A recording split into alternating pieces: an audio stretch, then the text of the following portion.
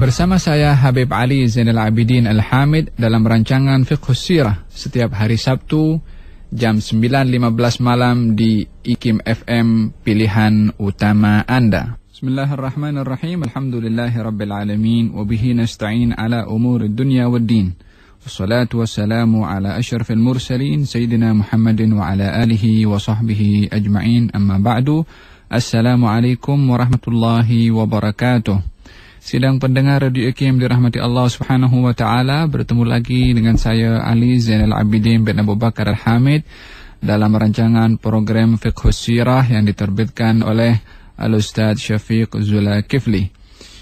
Kita masuk kepada siri yang ke-24, perjanjian Aqabah yang kedua. Sebelum kita mulai tajuk kita pada hari ini, mari bersama-sama kita berdoa kepada Allah Subhanahu wa taala. Moga-moga Allah berikan kepada kita semua ilmu yang bermanfaat dan penghayatan kepada apa yang kita dengar untuk kita berazam mengamalkan. Nawaina ta'alluma wa ta'lim, tadhakkura wa tadhkir, wa nafa' wal intifa' wal ifada wal istifadah, wal hatha 'ala tamassuki bi kitabillah wa sunnati nabiyyih wad dalalati ila al-khair wad du'a ila al-huda ibtigha mardatillahi wa qurbihi wa thawabihi. Amin. Allahumma amin. Sidang pendengar Radio IKIM dirahmati Allah Subhanahu wa taala, pada siri yang lalu kita memperbahaskan tentang Bai'atul Aqabah yang pertama. Bai'at itu dihadiri lebih kurang 12 orang lelaki yang berbaiat kepada baginda Rasulullah sallallahu alaihi wasallam di tempat yang dinamakan Aqabah, yaitu tempat untuk para jemaah haji melontar jumrah. Disitulah mereka berbaiat kepada baginda Rasulullah. Sebagaimana kita bahaskan adalah baiat itu dikenali dengan bai'atun nisa, yaitu yang isi kandungannya untuk tidak membunuh, tidak berzina, kemudian tidak melakukan perkara-perkara yang dilarang, yakni sebatas kepada nilai-nilai murni. 12 orang yang pada tahun 11 itu berbaiat kepada baginda Rasulullah di Aqabah, ketika kembali ke kota Madinah, baginda Rasulullah menghantarkan duta pertama bersama dengan mereka bernama Mus'ab ibn Umair untuk mengajarkan kepada mereka Al-Quranul Karim. Mus'ab bin Umair dikenali dengan Muqri'ul Madinah, yakni Muqri' yang membacakan Al-Quran, karena sebab beliau adalah orang yang pertama dihantar oleh baginda Rasulullah berdakwah mewakili kepada baginda Rasulullah di sana. Mus'ab ibn Umair, sidang pendengar Radio IKIM dirahmati Allah Subhanahu wa taala, perlu saya untuk kongsi bersama tentang latar belakang siapakah itu Mus'ab ibn Umair. Mus'ab ibn Umair daripada keluarga yang berada, ibunya seorang yang berada dari segi kebendaan, dan beliau Mus'ab ibn Umair adalah merupakan anak yang dimanjakan oleh ibunya, sehingga dikenali beliau Mus'ab bin Umair orang yang amat menyayangi, mengasihi dan mencintai kepada ibunya. Mus'ab bin Umair dikenal di kota Mekah sebagai seorang pemuda yang berperawakan baik dan wajah yang handsome dan pakaian yang mempunyai ciri khas tersendiri, dan wangi-wangian yang dipakainya itu tak semua orang boleh memakai ataupun membeli wangi-wangian semahal wangi-wangian yang dipakai oleh Mus'ab ibn Umair. Sehingga dikenali bila mana lalu di sebuah tempat dan tercium bau wangi, orang akan tahu ini adalah wangi-wangian Mus'ab ibn Umair. Disebabkan oleh kerana wangi-wangian yang dipakainya itu adalah tidak semua orang boleh membeli dan mempergunakannya. Hidayah Islam masuk ke dalam hati dan sanubari Mus'ab ibn Umair, sehingga beliau Mus'ab ibn Umair diancam oleh ibunya untuk dilucutkan ataupun dirampas semua harta benda yang ada yang hasil pemberian daripada ibunya.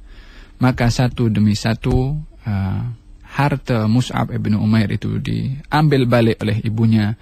Mus'ab ibn Umair pun tidak merampas ataupun menolak apa yang diinginkan oleh ibunya, sehingga kepada suatu peringkat usaha ibunya yang melucutkan kekayaan Mus'ab ibn Umair tak berjaya untuk mengembalikan Mus'ab ibn Umair daripada agama baginda Rasulullah SAW, ibunya mengancam untuk tidak masuk ke dalam rumahnya, tidak akan makan, tidak akan minum, berada di bawah terik panas matahari sehingga ajal mendatanginya.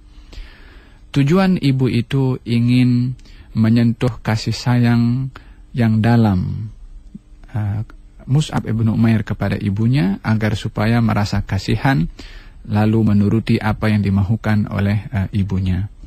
Akan tetapi bila mana cahaya iman dan Islam masuk dan menyatu di dalam hati dan sanubari seseorang, maka ia akan enggan untuk membiarkan agama itu, iman itu keluar daripada hati dan sanubarinya. Maka Mus'ab ibn Umair mengatakan kepada ibunya dengan kata-kata yang begitu tegas, sebagai satu pegangan kepada kita dalam hal-hal prinsip agama tiada tolak ansur. Mus'ab ibn Umair mengatakan, Ummah. Sebutan Ummah bagi orang-orang Arab ini adalah satu panggilan manja seorang anak kepada ibunya. Selalunya orang panggil ibu Ummi, ibu aku. Tapi Ummah, ibu kesayanganku. Mus'ab ibn Umair mengatakan, Ummah, law indaki mi'atu nafsin wa kharajat wahidatun tilwal ukhra ma kharajtu an dini Muhammad. Wahai ibu kesayanganku, kalau ibu mempunyai 100 nyawa, satu demi satu keluar daripada tubuh badan ibu, aku tak akan keluar daripada agama Nabi Muhammad. Tegasnya kata-kata Mus'ab bin Umair ini adalah sebagai satu syiar. Mereka orang-orang yang dipilih oleh Allah untuk beriman, untuk tidak beranjak daripada keimanannya yang telah dipilih, yang telah diberikan oleh Allah Subhanahu wa ta'ala kepada orang-orang yang mendapat cahaya iman. Hadirin sidang pendengar Radio IKIM dirahmati Allah Subhanahu wa ta'ala, ibunya pada akhirnya pun masuk ke dalam rumahnya setelah menyadari kekuatan iman. Mana-mana angin kebatilan yang ingin menggoyangkan atau menggegarkan kokohnya iman, maka akan menjadi angin yang berlalu sahaja tanpa dapat menggerakkan gunung yang begitu kuat. Demikian iman bila mana mengakar di dalam hati dan sanubari seseorang. Mus'ab ibn Umair diberikan oleh Allah Subhanahu wa ta'ala kekuatan iman yang sedemikian, maka dia adalah berpegang kepada pegangannya. Ibunya pun masuk ke dalam rumahnya dan meninggalkan apa yang diazamkan oleh dirinya setelah melihat kekuatan iman yang ada di dalam Mus'ab ibn Umair dan sifat putus asa untuk dapat berjaya mengembalikan Mus'ab ibn Umair daripada agama baginda Rasulullah sallallahu alaihi wasallam. Sidang pendengar Radio IKIM dirahmati Allah Subhanahu wa taala, apa yang saya ceritakan tadi bahwasanya Mus'ab ibn Umair dengan perawakan yang elok, pakaian yang mahal, minyak wangi yang mahal, bila mana kita tengok penghujung kehidupan Mus'ab ibn Umair yang tergolong daripada para syuhada Uhud yang syahid dalam golongan 70 orang, didapati Mus'ab ibn Umair dalam keadaan terbaring di atas tanah Uhud. Baginda Rasulullah SAW mencari para syuhada dan untuk dikebumikan sebagai tanggung jawab agama kepada mereka yang syahid dalam peperangan untuk dikebumikan. Maka didapati jasad Mus'ab ibn Umair yang syahid. Kemudian baginda Rasulullah pun menguburkannya dengan sendiri. Didapati bahwasanya ketika dikuburkan dan ditutup dengan pakaian yang dipakainya sebagai kain kafan, bila mana ditutup kepalanya, kakinya nampak. Bila mana ditutup kakinya, kepalanya nampak. Maka baginda Rasulullah menyuruh kepada para sahabat untuk menutup kepalanya dan kakinya ditutup dengan daun-daun yang ada di sekeliling tanah Uhud pada waktu itu. Daripada orang yang berada, pakaiannya yang amat mahal, wangi-wanginya yang begitu mahal, sampai kepada satu peringkat tak ada sehelai kain kafan pun untuk dapat menutup kepada jasad Mus'ab ibn Umair. Semuanya adalah di jalan Allah Subhanahu wa ta'ala. Kalau kita tanya kepada Mus'ab ibn Umair, adakah menyesal dengan apa yang sudah dikorbankan sampai kepada peringkat untuk kain kafannya tak ada, maka beliau akan mengatakan dengan lisanul halnya, kalau aku kembali ke dunia, aku akan buat benda yang sama seperti mana aku telah buat sebelumnya.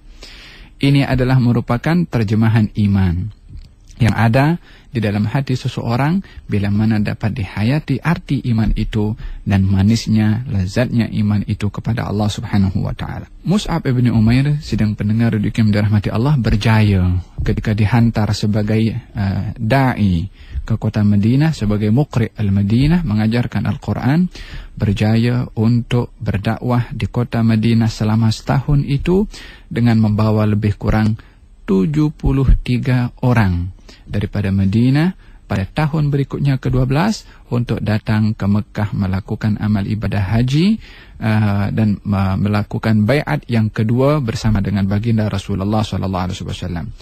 Dari hal ini baginda Rasulullah amat peka di dalam menyusun strategi, tidak membiarkan golongan 12 orang yang sudah membeluk kepada agama Islam daripada kota Madinah pada waktu itu, tidak dibiarkan mereka kembali begitu sahaja, tapi dihantarkan guru, dihantarkan cikgu, dihantarkan ustaz untuk mengajar kepada mereka hal-hal keagamaan.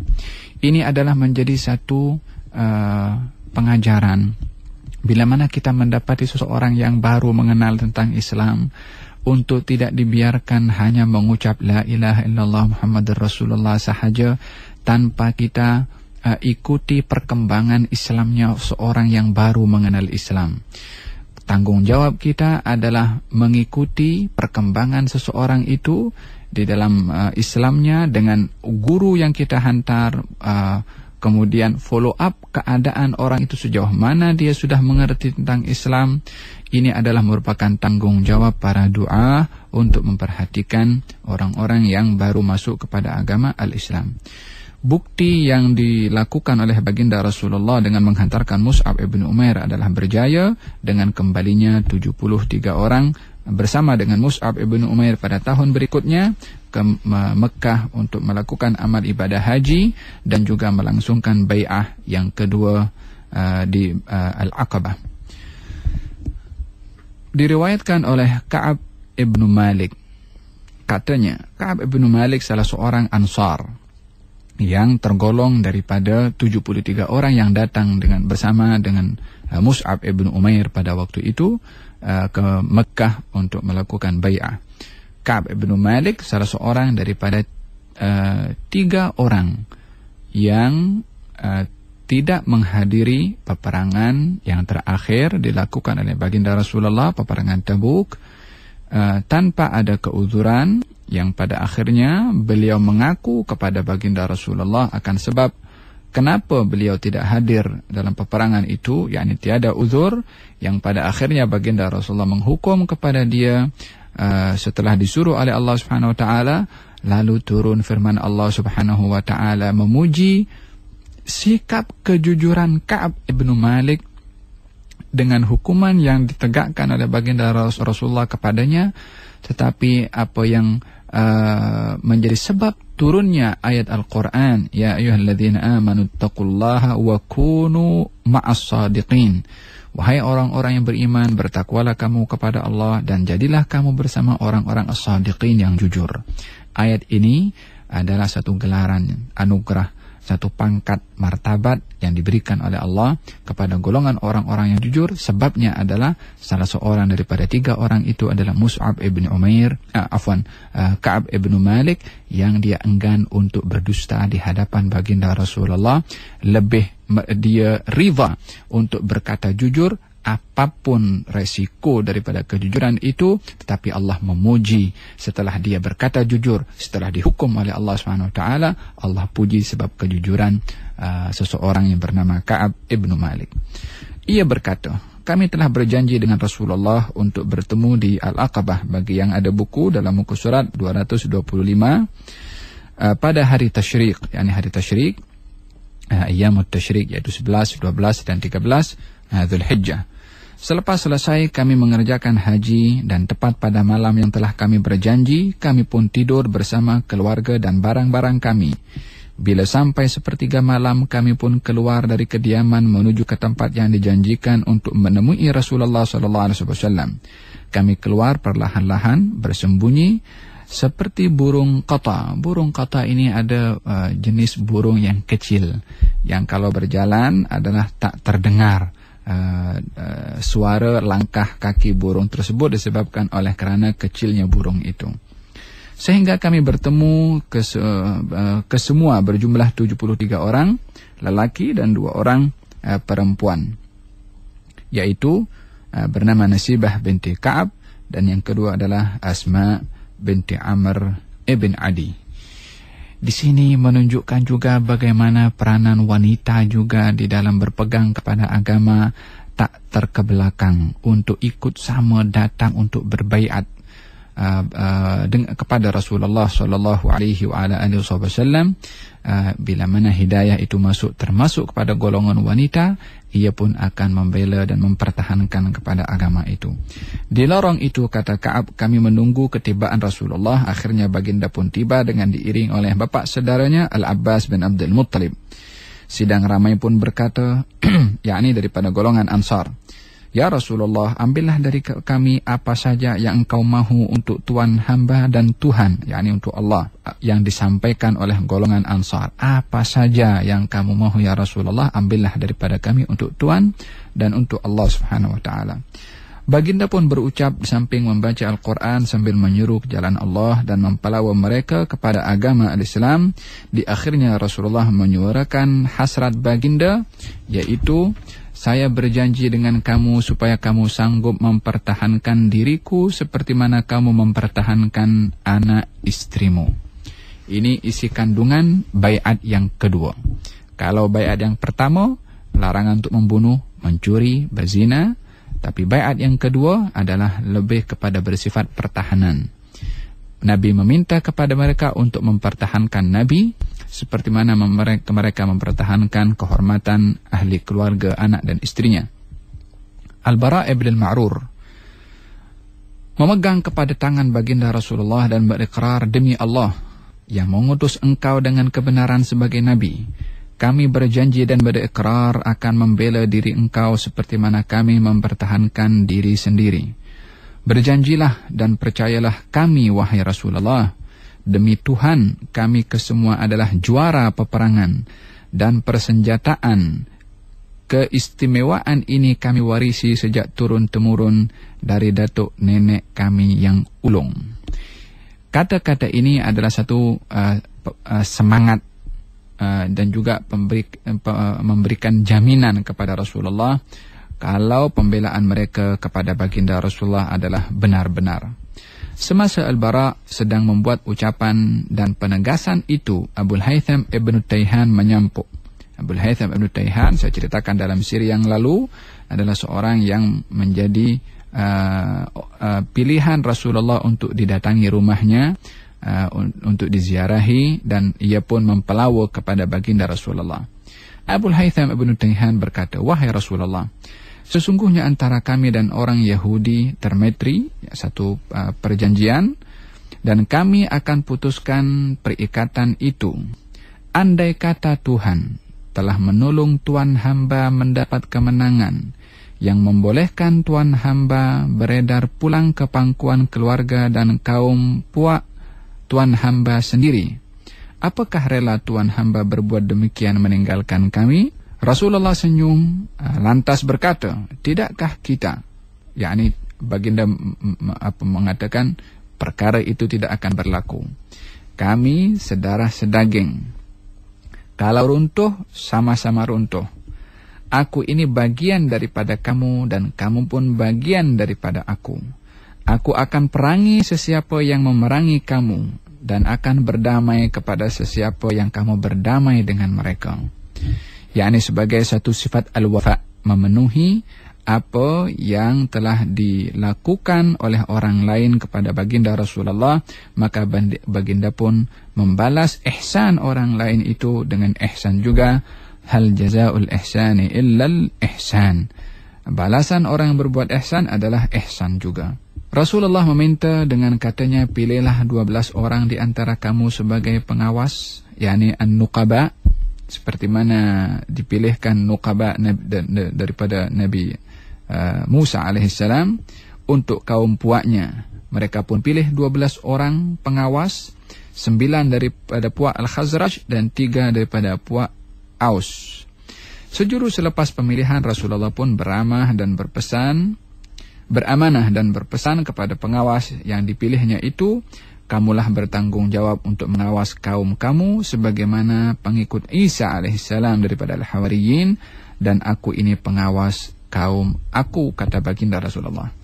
Al-Bara' ibn al-Ma'rur adalah orang pertama yang berjabat tangan dengan Rasulullah tanda setuju. Lepas itu barulah peserta yang lain turut berjabat tangan sebagai tanda pengiktirafan dan iqrar, pemberian persetujuan dan baiat kepada baginda Rasulullah sallallahu alaihi wasallam. Setelah kesemua itu dilakukan, maka Rasulullah bersabda, dan sekarang ini bolehlah kamu bersurai balik ke tempat masing-masing. Al-Abbas bin Ubadah bin Naflah berkata, Allah yang mengutus engkau dengan sebenarnya, sekiranya Tuan hamba setuju, saya akan isytiharkan Islam saya ini dengan pedang saya ini. Kata baginda Rasulullah sallallahu alaihi wasallam, kita tidak disuruh bertindak demikian. yakni mereka bersemangat dengan janji baiat itu, maknanya menawarkan ya Rasulullah, kalau perlu pun esok aku isytiharkan Islam kami ini dengan pedang kami, yakni untuk melakukan satu peperangan, kami pun bersedia. Kata baginda Rasulullah, kami belum disuruh berbuat demikian. Menunjukkan segala tindak tanduk Rasulullah di dalam mempertahankan agama ini pun juga dipandu oleh Allah Subhanahu wa taala, tidak mengikut kepada kehendak hawa nafsu ataupun emosi. Kami pun pulang ke tempat tidur masing-masing, yakni orang-orang Ansar itu, di mana bila pagi hari tiba, sebilangan puak Quraisy datang ke tempat kami. Wahai sekalian kaum Khazraj, sesungguhnya suatu berita hangat telah sampai ke pengetahuan kami, yakni berita keluarnya 73 orang tadi dan 2 orang perempuan untuk berbaiat kepada Rasulullah. Ternyata ada suara yang menyampaikan kepada puak Quraisy, yang kemudian puak Quraisy ingin memastikan adakah perkara itu benar berlaku atau tidak. Maka keesokan harinya kaum Quraisy datang kepada kaum Khazraj dan bertanya perkara yang sedemikian. Maka seluruh kaum Khazraj, para jamaah haji yang datang daripada Madinah, yang jumlahnya ramai pada waktu itu, hanya saja 73 orang sahaja yang keluar secara senyap-senyap di waktu malam untuk berbaiat kepada Rasulullah. Itu sahaja yang bangun di waktu malam. Kemudian setelah itu sebelum subuh pun mereka sudah balik ke tempat masing-masing. Maka ketika diseru oleh orang-orang Quraisy apa yang sedang berlaku malam semalam itu, mereka semua yang hadir para jamaah haji mengatakan, tak seorang pun daripada kami yang berbuat begitu.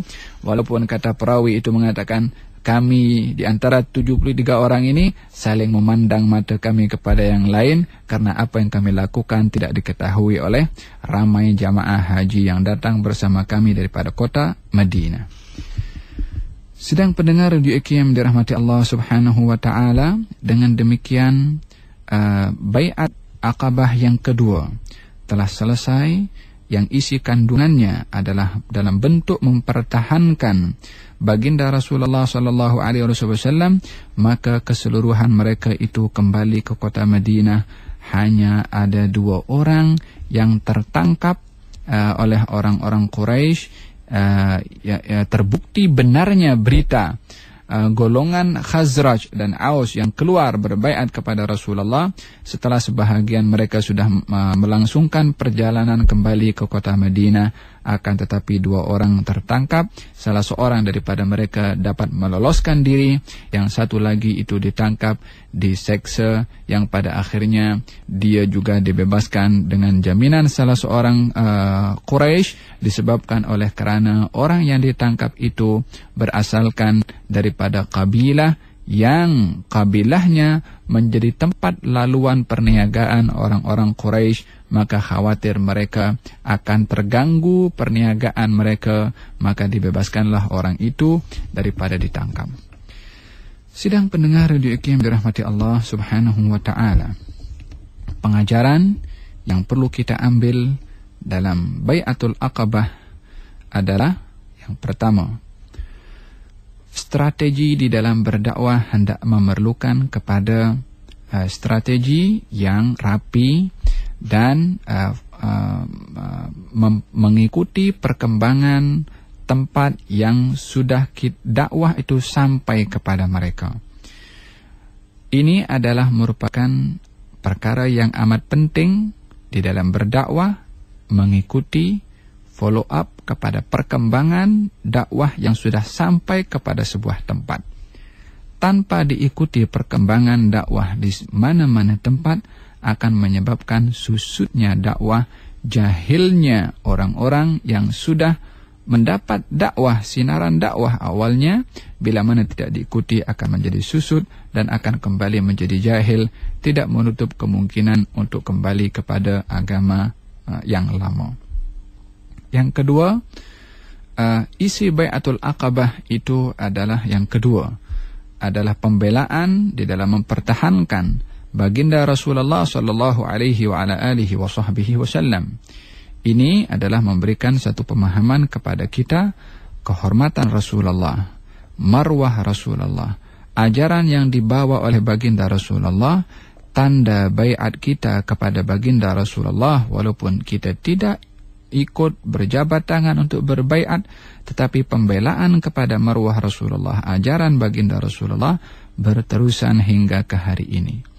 Seperti mana para as-sahabah memberikan jaminan pembelaan untuk mempertahankan Rasulullah, yang hakikatnya adalah mempertahankan dakwah agama yang dibawa oleh baginda Rasulullah, maka baiat kita ini di zaman kita sekarang ini adalah mempertahankan ajaran yang dibawa oleh baginda Rasulullah untuk tidak rida dinodai oleh sesiapapun juga. Yang ketiga, strategi di dalam berperang adalah mempunyai beberapa peringkat. Yang pertama, baginda Rasulullah di dalam berdakwah tidak menggunakan kekerasan, tetapi dengan cara hikmah dengan berdakwah. Kemudian ketika ditawarkan untuk berperang, baginda Rasulullah mengatakan, kami belum diperintah untuk berbuat demikian. Peperangan diwajibkan oleh Allah Subhanahu wa taala pada tahun kedua daripada hijrahnya Nabi sallallahu alaihi wa ala alihi wasallam, dan peperangan pertama yang dihadiri oleh baginda Rasulullah setelah diturunkannya keizinan untuk berperang, yaitu peperangan Badar yang juga berlaku pada tahun kedua daripada hijrahnya baginda Rasulullah, bertepatan di bulan Ramadan, tepatnya adalah pada 17 hari bulan Ramadan. Dalam firman Allah Subhanahu wa taala, "Udzina lil ladzina yuqataluna bi annahum zulimu wa innallaha ala nasrihim laqadir." Alladzina ukhriju min diyarihim bighairi haqqin illa an yaqulu rabbuna Allah walaula daf'ullahi an-nasa ba'dahum bi ba'din lahuddimat sawami'u wa bi'un wa salawatu wa masajidu yudhkaru fiha ismullahi katsira wala yansurannallahu man yansuruh innallaha laqawiyyun aziz. Telah diizinkan berperang kepada mereka yang diperangi karena sesungguhnya mereka telah dianiaya, dan sesungguhnya Allah Maha Kuasa menolong mereka, yaitu mereka yang telah diusir daripada kampung halaman mereka tanpa alasan yang benar, hanya karena mereka berkata Tuhan kami hanyalah Allah. Sekira Allah tidak menolak keganasan sebahagian manusia dengan sebahagian yang lain, tentulah telah dirobohkan biara-biara Nasrani, rumah-rumah ibadah Yahudi, dan masjid-masjid yang di dalamnya banyak disebut nama Allah, dan sesungguhnya Allah pasti menolong orang yang menolong agamanya, bahwasanya Allah sungguh Maha Kuat, Maha Perkasa. Ini adalah keizinan daripada Allah untuk berperang kepada kaum muslimin di dalam mempertahankan agama dan marwah mereka, maka diizinkan peperangan. Dan peperangan pertama sebagaimana saya katakan adalah peperangan Badar yang berlaku pada 17 Ramadan tahun kedua daripada hijrahnya Nabi Muhammad sallallahu alaihi wa ala alihi wasallam.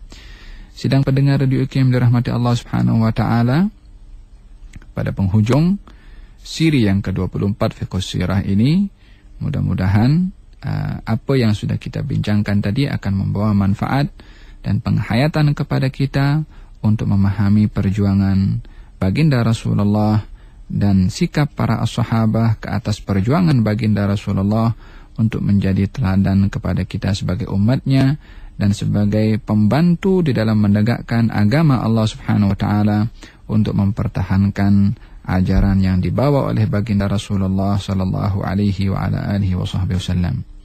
Mudah-mudahan Allah Subhanahu wa taala berikan kepada kita ilmu yang bermanfaat dan mengamalkan kepada ilmu yang kita dengar.